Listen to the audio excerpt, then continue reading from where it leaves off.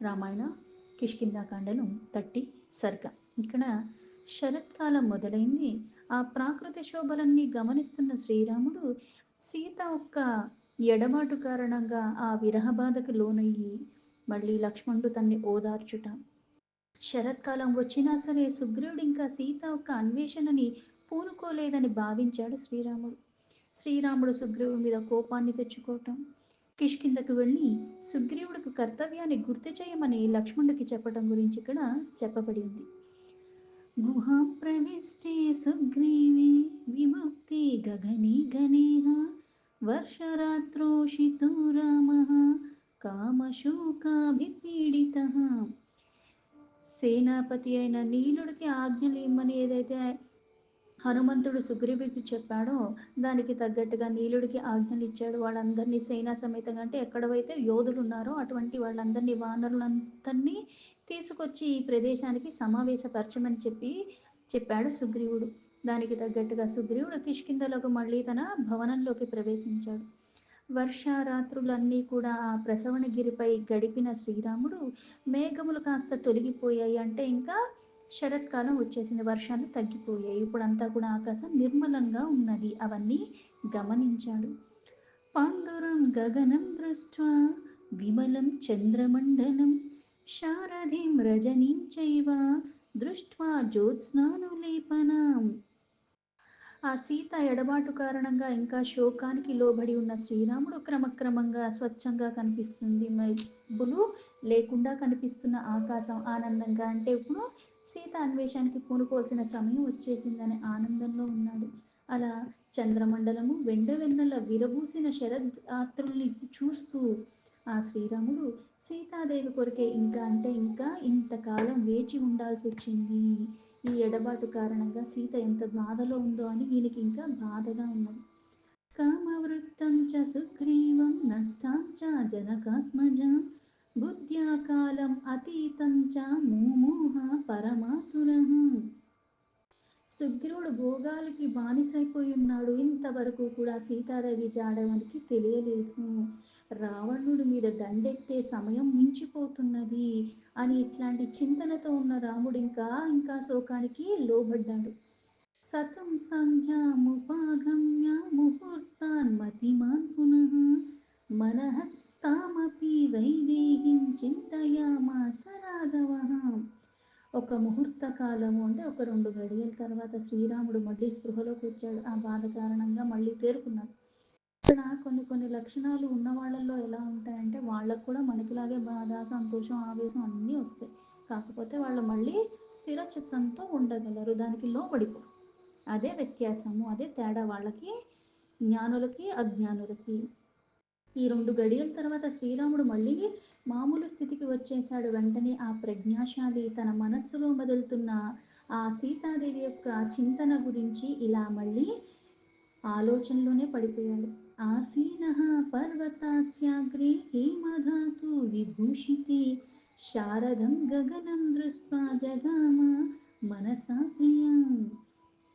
ఇక్కడ సీతాదేవి ఆలోచనలో పడిపోయిన శ్రీరాముడు ఆ అంటే ఇవన్నీ కూడా, ఈ వాతావరణం ఇవన్నీ చూస్తుంటే సీత ఇంకా గుర్తుకొస్తుంది, ఎందుకంటే సీతాదేవికి ఇట్లాంటి వాతావరణం అంటే ఇంకా ఇష్టము, అందుకే అడవుల్లోకి వెళుతున్నాను, వనవాసం 14 ఏళ్ళున్నా సరే ఆనందంగా వచ్చేసింది. అక్కడ భోగాలు ఉండవని తెలుసు, అన్నీ తెలిసినప్పటికీ కూడా దాని మీద ఉన్న ప్రీతితో, రాముడి మీద ఉన్న భక్తి ప్రపత్తులతో అన్నీ వదిలేసుకుని వచ్చింది. ఇలా ఆ బంగారు వెన్నెల గల ఆ ధాతువులతో కనపడుతున్న పర్వత పైభాగాన్ని ఆ రాముడు చూసి అక్కడ మళ్ళీ కూర్చున్నాడు. తర్వాత ఆయన శరత్కాలంలో ఆకాశాన్ని అన్నీ గమనిస్తూ ఉన్నాడు. అలాగే తన ప్రేమ పెన్నిధి అయిన సీతాదేవిని మళ్ళీ స్మరిస్తూ ఉండిపోయాడు. దృష్ట్వా చ విమలం వ్యోమ గతా విద్యుద్విలాహకం సారసారావ సంఘుష్టం విలలాపాత్తయాగిరా. మెరుపులు మేఘాలు లేకపోవటం, ఎందుకంటే వర్షాకాలం అంతా కూడా ఉరుములు మెరుపులతో ఆకాశం అంతా మబ్బులమయంగా అయిపోయి పగలు కూడా సూర్యుడు కనిపించకుండా చీకట్లమయంగా ఉన్నది. ఇప్పుడు ఆకాశం అంతా నిర్మలంగా అయిపోయింది, పక్షులు కూడా చక్కగా శబ్దాలతో నిండిపోయి ఉన్నది ఆకాశం, అవన్నీ చక్కగా ఎగురుతూ ఉన్నాయి, పైగా ఆర్తస్వరంతో ఇలా విలపిస్తున్నట్టుగా. సారసారావసన్నాద్యేహ సారసార వనాదిని యాశ్రమే రమతి బాలా సాధ్యామే రమతి కథం. సారస పక్షుల్లాగా మధుర స్వరాలతో ఆ సీతన ఇక్కడే ఆశ్రమంలో ఆ పక్షులతో సంభాషిస్తూ ఎంత ఆనందంగా గడిపేది. ఇప్పుడు తను లేదు అంటే ఇప్పుడు ఇంతలాగా ఈ వాతావరణాన్ని ఆస్వాదించే స్థితిలో కూడా సీత లేదు అక్కడ. అందుకని సీతకి ఇవన్నీ ఎంత ఇష్టమో అని ఇంకా మనసులో ఆ బాధతో ఉండిపోయాడు. పుష్పితాంశ్చాసానాం దృష్ట్వా కాంచనానివ నిర్మలాం కథం సా రమతి బాలా పశ్యంతి మాం అపశ్యతి. ఏమో బంగారు వన్నెల గల స్వచ్ఛమైన పువ్వులతో నిండిపోయిన ఇక్కడ అన్ని చెట్లని ఒకసారి చూస్తే నాకు ఇంకా ఇంకా చూస్తూ ఉంటే సీత ఈ సమయంలో నేను కనబడకపోతే ఎంత దిగులు పడుతూ ఉంటుందో కదా అన్న ఆలోచనే మెదులుతుంది అని. యాపురా కలహాసానాం స్వరేణ కలభాషిణి బుధ్యతే చారు సర్వాంగి సాధ్యామి బుధ్యతి కథం. సర్వాంగ సుందరి మధురంగా భాషించేది అయిన సీతాదేవి పూర్వము వినసొంపుగా ఆ శబ్దాలు వినిపిస్తూ ఉంటే చక్కగా అంటే పైగా ఇక్కడ కలవరములకి మేలుకునేది. ఇప్పుడు నా ప్రాణేశ్వరి నా ప్రాణానికి ప్రాణమైన సీత ఎలా మేలుకుంటుందో అక్కడ ఏం వినిపిస్తున్నాయో ఎలాంటి పరిస్థితుల్లో తను ఉన్నది. నిశ్వాసం చక్రవాకానాం నిశమ్య సహచారిణాం పుండరీకా విశాలాక్షి కథమే సా భవిష్యతి. కమలంలాగా విశాలమైన కన్నులు కలిగిన ఆ సీత పక్కనే ఉండేది. కాకపోతే ఇప్పుడు నా ఎడబాటుకి లోబడిన సీత తన పక్కన సంచరించి ఆ చక్రవాకం లాంటి ధ్వనిని వినిస్తుందో లేదో, లేకపోతే ఈ బాధ కారణంగా ఆవిడ ఎలా ఉంటుందో, ఎలా ఓర్చుకుంటుందో, ఆ బాధని ఎలా సహిస్తుందో, ఎలాంటి పరిస్థితుల్లో ఉందో. సరాంసి సరితో వాపి కాననాని వనాని చ తాం వినా మృగశాభాక్షిం చరాన్నాద్య సుఖం లభీం. సరస్సులు, నదీ తీరాలు, దిగుడు బావులు అంటే ఈ అడవులు, ఉద్యానవనాలు ఇవన్నీ కూడా చాలా అందమైన ప్రదేశాలు. నేను తిరిగేటప్పుడు ఈ అందమైన కన్నులు కలిగిన సీత తోడుగా లేకపోతే నాకే సుఖం కలగట్లేదు. అలాంటిది చుట్టూ ఎవరూ లేకుండా ఇంకా బాధాకరమైన పరిస్థితుల్లో ఉన్నప్పుడు ఆ బాధ ఇంకా తీవ్రంగా ఉంటుంది సీతకి. అపీత మద్వియోగాశ్చ సౌకుమార్యాశ్చ భామిం న దూరం పీడయేత్ కామః శరద్గుణ నిరంతరః. సీతాదేవి సహజంగానే చాలా సుకుమారి, కోమలమైన శరీరం కలిగి ఉన్నది. పైగా ప్రస్తుతం నేను లేని కారణంగా, నాకు దూరమైన కారణంగా ఇంకా బాధలో ఉంది. అందుకే ఆ సీత శరత్కాల గుణములు ఆ ఎడబాటు కారణంగా ఆవిడ భరించలేని బాధకి లోబడి ఉంటుంది. అందుకే ఇంకా ఎక్కువ పీడింపబడుతూ ఉంటుంది. ఏవమాది నరశ్రేష్టో విలలాపానుపాత్మజ విహంగ ఇవ సారంగ సలీలం త్రిదశేశ్వరాత్. రాజకుమారుడు నరుల్లో శ్రేష్ఠుడైన శ్రీరాముడు ఈ విధంగా వేదన పడుతూ ఆ వర్షజల బిందువులకే ఆరాటపడుతున్న చాతక పక్షిలాగా సీతాదేవి కోసమే పరితపించిపోతూ ఉన్నాడు. తతశ్చాంచూర్యారమ్యేషు ఫలార్థి గిరిసానుషు దదర్శ పర్యుపావృత్తో లక్ష్మీవాన్ లక్ష్మణోగ్రజం. శుభలక్షణాలు కలిగిన లక్ష్మణుడు రమ్యములైన ఆ పర్వత ప్రాంతాల్లో ఫలముల కొరకే అంతటా సంచరించి తిరిగి వచ్చిన వాడై అన్నను చూశాడు. అప్పుడు స్తుతిమెత్తని మనసు గలైన శ్రీరాముడు అంతులేని బాధలో చింత సీత ఆలోచనలోనే పడి మునిగిపోయి ఉన్నాడు శ్రీరాముడు. తం చింతయా దుస్సహయా పరీతం విసంఖ్యమేకం విజనీ మనస్వి భ్రాతుర్విషాదాత్ పరితాపదీనః సమీక్షా సౌమిత్రీరువాచ రామం. నిర్జన ప్రదేశంలో ఒంటరిగా అలా పరాపుగా కూర్చుని ఉన్న అన్నకు విషాద స్థితిని చూసి లక్ష్మణుడు ఎంతో నొచ్చుకుని మళ్ళీ ఆ రాముడితో ఇలా అంటున్నాడు. కిమార్యా కామస్య వశంగతేన కిమాత్మా పౌరుష్య పరాభవేన అయం సదా సంప్రీయతే సమాధిః కిమత్ర యోగేన నివర్తితేన. అన్నా, పరాక్రమాన్ని విస్మరించి అంటే ఇక్కడ ప్రయత్నాన్ని మాని అంటే చేయవలసిన దానికి చేయాల్సిన ప్రయత్నం ఆ సమయంలో చేయాలి, అంతేగాని బాధలో ఇలా ఉండిపోతే కుదరదు. అందుకే విస్మరించి ఈ విధంగా కామ పరతంత్రుడు అవ్వటం వల్ల ఏం ప్రయోజనం ఉన్నది? దీనివల్ల చిత్తస్థైర్యము దెబ్బతింటుంది కదా, అందువలన లాభం కూడా ఏముంది మనకి? అందుకే ఇలాంటి స్థితిలో మనస్సుని చక్కబెట్టుకుని ఆ చింత దూరం చేసుకో.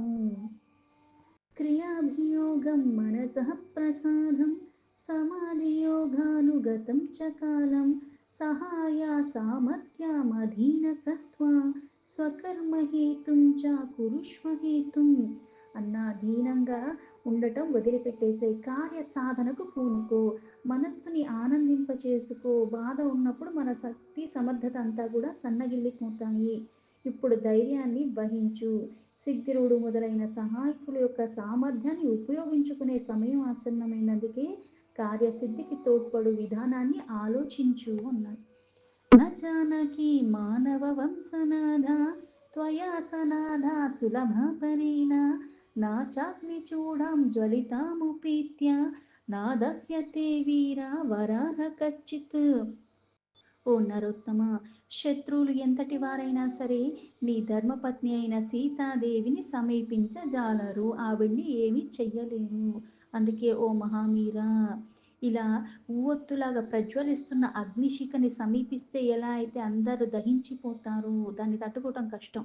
ఆవిడ అటువంటిది, అందుకే ఎవ్వడు మిగలడు, ఆ సాహసం వాళ్ళెవరూ చెయ్యలేరు. సలక్షణం లక్ష్మణ ప్రదృశ్యం స్వభావజం వాక్యమువాచ రామః హితం చ పత్యం చ నయ ప్రసక్తం ససామా ధర్మార్థ సమాహితం చ. అంతటా శుభలక్షణాలతో సంపన్నుడైన ఆ లక్ష్మణుడు అజేయుడైన లక్ష్మణుడితో ఇప్పుడు మళ్ళీ శ్రీరాముడు తన స్వభావానికి అనుగుణంగా ఇప్పుడు మాట్లాడుతున్నాడు. అంటే అందరికీ సంతోషం ఇవన్నీ కూడా మానవులైన వాళ్ళకి వస్తాయి. కాకపోతే జ్ఞానంతో ఉన్న వాళ్ళకి, ఇంద్రియ నిగ్రహణ ఇవన్నీ ఉన్న వాళ్ళకి ఏముంటుంది, వెంటనే అందులోంచి బయటపడగలేలాగా వాళ్ళు చేసుకోగలరు, సమర్థత వాళ్ళకి ఉంటుంది. మనకేమో అదే ఆవరించినట్టుగా అందులోంచి మనం బయటపడాలన్న ప్రయత్నం చెయ్యాలన్న ఆలోచన కూడా రాకుండా తలములకలుగా అయిపోతూ ఉంటాము. అందుకే వెంటనే రాముడు లక్ష్మణుడితో ఇట్లా అంటున్నాడు. నిసంశయం కార్యమవీక్షితవ్యం క్రియా విశేషో హ్యానువర్తితవ్యః నను ప్రవృత్తస్య దురాసధస్య కుమార కార్యస్య ఫలం న చింతయం. నాయనా, నువ్వు పలికిన మాటలు ఇప్పుడే కాదు, ఎప్పుడూ కూడా అవి హితకరమైనవే, రాజనీతి యుక్తములైనవి, అవి ఊరటను కలిగిస్తున్నాయి, పైగా ధర్మార్థ సహితమైనవి. ఇప్పుడు మనము సీత అన్వేషణ కార్యక్రమానికి సిద్ధం పడాలి. ఎలాగా? సర్వసన్నాధులై, అంటే అన్ని రకాలుగా అన్ని ఆలోచనలతో. శత్రువు మీద దాడికి వెళ్ళిపోతున్నాం అంటే ఉన్న పనాలు లేచి వెళ్ళిపోమని కాదు, ఒక ఆలోచనతో వెళ్ళాలి. అందుకని అన్ని రకాలుగా సిద్ధపడి వెళ్ళాలి. ఆ కార్యాన్ని సాధించటానికి ఉత్సాహంతో పట్టుదలతో ప్రయత్నించాలి. ఆ కార్యం కష్టమైనా సరే దాన్ని సాధించుకునే తీరుగానే ముందు ఆలోచన చేసుకోవాలి. తప్పక ఆలోచించుకుని ముందుకు వెళ్తే అది మనకి సఫలం ఇస్తుంది. అథ పద్మఫలా సాక్షిం మైథిలీం అనుచింతయన్ ఉవాచ లక్ష్మణం రామో ముఖేన పరిశుష్యతాం. తర్వాత తామర రేకులు వంటి విశాలమైన కన్నులు కలిగిన ఆ సీతాదేవి గురించి ఆలోచిస్తూ శ్రీరాముడు దిగులు చెందిన ముఖం గలవాడే మళ్ళీ లక్ష్మణుడితో ఇలా అంటున్నాడు. అంటే తర్పయిత్వా సహస్రాక్షః సలీలేన వసుంధరాం నిర్వర్తయిత్వా సస్యాని కృతకర్మ వ్యవస్థితః. దేవేంద్రుడికి అనువుగా అంటే పుష్కలంగా వర్షములు కురిపించేశాడు. ఇప్పుడు భూమి చాలా చక్కగా సస్యశ్యామలంగా ఉన్నది. కృతాకృత్యుడైపోయాడు, అంటే ఏది కావాల్సింది ఆ సమయంలో అది జరిగిపోయి తతమానంతా కూడా అలాగే కొనసాగుతూ ఉంటే ఆ కర్తవ్యాన్ని సరిగ్గా చేసినట్టు. అందుకే ఇప్పుడు వర్షాకాలం పూర్తయిపోయింది. అందుకే ఓ రాజకుమార, మేఘాలు మిగుల గంభీరంగా గర్జించి పర్వతాల మీద వృక్షాల మీద చాలా ఎక్కువగా వర్ష కుంభపూతుగా అన్నీ వచ్చేసి ఇప్పుడు అంతా తగ్గిపోయింది. స్నిగ్ధ గంభీర నిర్ఘోషా శైలద్రుమా పురోగమా విసృజ్య సలీలం మేఘాః పరిశ్రాంత నృపాత్మజా నీలోత్పలదళశ్యామాः శ్యామీకృత్వాధిసూదసా విమదా ఇవ మాతంగాः శాంతవేగాः పయోధరాः. అందుకే మేఘాలు ఇవన్నీ కూడా ఇప్పుడు శాంతపరిచినట్టుగా అయిపోయి, ఇంతవరకు నల్లగా ఉన్నవి శ్యామవర్ణంలో ఇలాగ అంతా కూడా ఎక్కడ చూసినా నీళ్ళతోనే అంతా ఉండిపోయింది. మార్గాలు స్పష్టంగా లేవు, ఏమీ లేవు, అటు దారి కనిపించట్లేదు, ఇటు మార్గం కూడా లేదు. అలాంటిది ఇప్పుడు మేఘాలు వర్షించటం అన్ని దిక్కుల అన్నీ కూడా సమస్తము నిండిపోయి ఉండేది. ఇప్పుడు అవన్నీ తొలగిపోయాయి. అందుకే ఏనుగులు అన్నీ కూడా ప్రశాంతంగా జంతువులు కూడా సాఫీగా నడుస్తున్నాయి. జలగర్భా మహావేగాః కుటాజార్జునగంధినః చరిత్వా విరతాః సౌమ్య వృష్టివాతాః సముద్యతాః. అందుకే ఓ సౌమ్య, ఆ జలములతో ఇట్లా పువ్వులు కూడా అంటే బొడ్డు మల్లెలు, ఈ పరిమళభరితమైన పువ్వులు ఇంకా గాలులు కూడా తీవ్రంగా వస్తే ఆ వాసన అంతా కూడా అంతా వ్యాపించిపోతుంది. అలాగే అర్జున పుష్పాల యొక్క సువాసన కూడా వెదజల్లుతూ చాలా వేగంగా విజృంభిస్తూ సంచరించే ఈ గాలులన్నీ కూడా ఇప్పుడు శాంతించాయి. గణానాం వారణానాం చ మయూరానాం చ లక్ష్మణ నాదః ప్రస్రవణానాం చ ప్రశాంతః సహసానగా. ఓ లక్ష్మణ, ఇంతవరకు హోరెత్తిన మేఘాల ఒక గర్జన, ఇటువరకు ఏమో వర్షము, ఇవన్నీ అయిపోయిన తర్వాత ఈ వర్షాల కారణంగా నెమళ్ళేమో చక్కగా శబ్దాలు చేస్తూ నాట్యాలు చేస్తూ ఉండేవి. ఆ సెలయేర్లు కూడా ఆ నీరు ప్రవాహం ఎక్కువైపోవటం పెద్ద పెద్ద శబ్దాలు చేసుకుంటూ చాలా వేగంగా ప్రవహిస్తూ ఉండే. ఇప్పుడు అన్నీ సద్దుమణిగాయి. అభివృష్టా మహామోగైః నిర్మలాశ్చిత్రసానవః అనూలిప్తా ఇవ భాంతి గిరీయశ్చిత్రదీప్తిభిః. చిత్ర విచిత్రములైన ఆ రంగులు సానువులతో ఉన్నట్టుగా పర్వతాలు కనిపించేవి. ఎందుకంటే ఒక పక్క ఉరుములు, మెరుపులు, వర్షాలు, అన్ని రకాల పువ్వులు పడిపోయి ఇవన్నీ కూడా మేఘాలు కూడా బాగా వర్షించి ఆ మడ్డంతా కూడా తొలగిపోయి ఇప్పుడు నిర్మలంగా ఉన్నాయి. నీరు కూడా చాలా శుభ్రంగా ఉంది. చిత్రమైన కాంతులతో వెలుగుతున్నది. దర్శయంతి శరన్నద్యః పులీనాని శనేహ నవసంగమ సవ్రీవాడ జగనానీవ యోషితః. నవసంగమ వేళన అన్నట్టుగా ఇలా ఎలా అయితే స్త్రీలు సిగ్గుపడుతూ అలా పెళ్ళైన కొత్తలో ఎలా అయితే ఉంటారో అలాగే ఆ ప్రవాహాలు ఇప్పుడు అంతలాగా తగ్గిపోయి, ఇంతకుముందు వర్షాల కారణంగా ప్రవాహం తీవ్రంగా ఉండేది, ఇప్పుడు తగ్గిపోయింది. ఆ నదులు ఇక్కడ తిన్నగా అక్కడ తిన్నగా ప్రవహిస్తున్నాయి. అదంతా కనిపిస్తుంది స్పష్టంగా. అంటే ఆ మార్గాన్ని వీడవకుండా వెళ్తున్నాయి. ఎందుకంటే నీరు ఎక్కువ లేదు, ఎంత ఉందో అంతే ఉంది. ఆ ప్రవాహం అందుకుని ఎంత మెల్లగా వెళ్ళాలో అంత మెల్లగా వెళ్తుంది. శాకాసు సప్తశ్చదపాదపానం ప్రభాసు తారార్కనిశాకరాణం లీలాసు చైవోత్తమవాననానాం శివం విభజ్యాద్య శరత్ ప్రవృత్తాం. ఇదిగో శరత్కాలంలో తన శోభలు ఎంత ఉన్నాయో ఇక్కడ వృక్షాలన్నీ కూడా కొమ్మల మీద, అలాగే సూర్యచంద్ర నక్షత్రాల కాంతులతో శ్రేష్టమైన ఏనుగులు లీలా విలాసాలు చేసుకుంటూ ప్రసరింపచేస్తూ రానే వచ్చింది శరత్కాలము. అలాగే చెట్ల కొమ్మలు కూడా చక్కగా ఉన్నాయి. అంటే గాలికి ఇటువరకు అటు ఇటు వంగిపోయే వర్షాల కారణంగా అన్ని పడిపోవటం ఇవన్నీ అయిపోయాయి. ఇప్పుడు అంతా స్పష్టంగా ఉంది. నక్షత్రాలు మిలమిలలాడుతున్నాయి. సూర్యుడు యొక్క కాంతి కారణంగా, చంద్రుడు యొక్క వెన్నెల కారణంగా హాయిగా ఉన్నది. శ్రేష్టమైన సమయం వచ్చింది. అందుకే గజములు కూడా లీలా విలాసాలు చూడ ముచ్చటగా చక్కగా సంచరిస్తూ అవన్నీ చేస్తున్నాయి. సంప్రత్యానేకాస్తయా చిత్రశోభ లక్ష్మీ శరత్కాల గుణోపనీత సూర్యాగ్రహస్థ ప్రతిబోధితేషు పద్మాకరేష్వాభ్యధికం విభాతి. ఇప్పుడు బాగా విప్పుకున్న చిత్ర విచిత్రమైన పలు రంగులతో పువ్వులన్నీ కూడా చాలా వైభవంగా ఉన్నాయి. ఎందుకంటే వర్షాలు గాలి ఎక్కువైపోతే రాలిపోతుంటాయి. ఇప్పుడు రాలిపోకుండా అంత గాలి లేవు కాబట్టి అలా ఉన్నాయి. శరత్కాల శోభలు అంతటా కూడా ఉన్నాయి. అందుకే ఈ ఉదయభానుడి యొక్క అంటే ఉదయిస్తున్న సూర్యుడు యొక్క కిరణాల స్పర్శకి ఆ సరస్సులు కూడా వికసించిన కమలకాంతులతో ఇంకా కన్నులకి విందుగా ఉన్నాయి. చూడ ముచ్చటగా ఉంది ప్రతిదీ కూడా అని. దీంతో రామాయణంలో కిష్కింధకాండలో 30 సర్గాలు 30 శ్లోక సంపూర్ణం.